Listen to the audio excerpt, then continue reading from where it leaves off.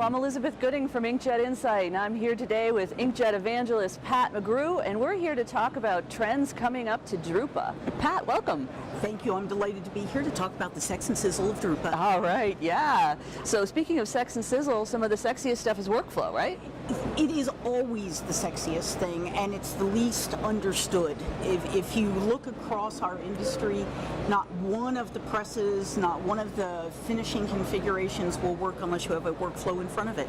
That's right, and as I like to say, workflow is designed, not bought. Exactly true, and if you do not have workflow, your work will not flow. That is true too. Yes. And of course we have to consider that with great workflow you have the opportunity to do things faster and more dangerously at high speed, so you want to make sure that you're really thinking about how you want that workflow to flow. You can spend millions of dollars on a press, and if you have the wrong workflow, you will never get the capability out of it that you should. That is absolutely true. So we've got workflow software, we got to think about workflow design, but of course everybody goes to drupa and they want to see stuff, they want to kick tires and do all that. Yeah. So let's talk about some of the things you expect to see for tires to kick. So I think that, certainly from a press perspective, we're going to see a lot more hardware that is delivering on some promises that have been made over the last two drupas. So we'll see a lot more sheet fed inkjet, we'll see a lot more colors coming in both inkjet and toner, right? Because toner is still a big player. We are going to see a lot more print enhancement options, I think, so a lot more options for digital foiling and adding glitter and all those things that make things fun. Workflow, kicking tires on workflow is hard because kicking a computer, it never feels good.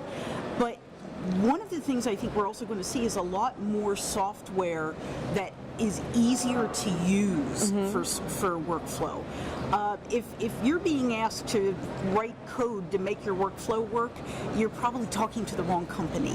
Because the drag and drop options are getting better, the user interfaces are getting better, the ability to design UIs using responsive HTML that make it easier to update them and customize them without having to take 9 months of code writing.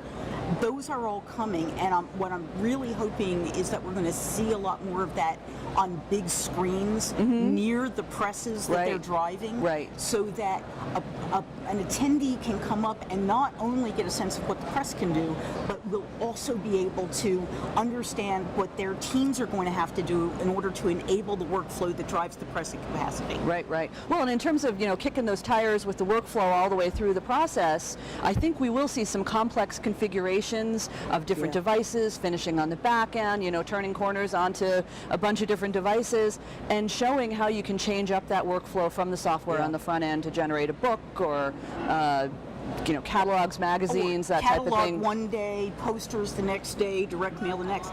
The other thing, I'm a big believer in frameworks. I think that when you have a framework that you can plug a lot of different software into, I think that gives you the most capability, and I think we're going to come to drupa and we're going to see a lot of frameworks. So, and that's InFocus Switch, that's PrintOS from HP, and most of the manufacturers are working with framework vendors now to build those plug and play. Buy only the tools you need. Well, it's a little early to pack to go, but I'm ready. Yeah, I'm ready to go. All right.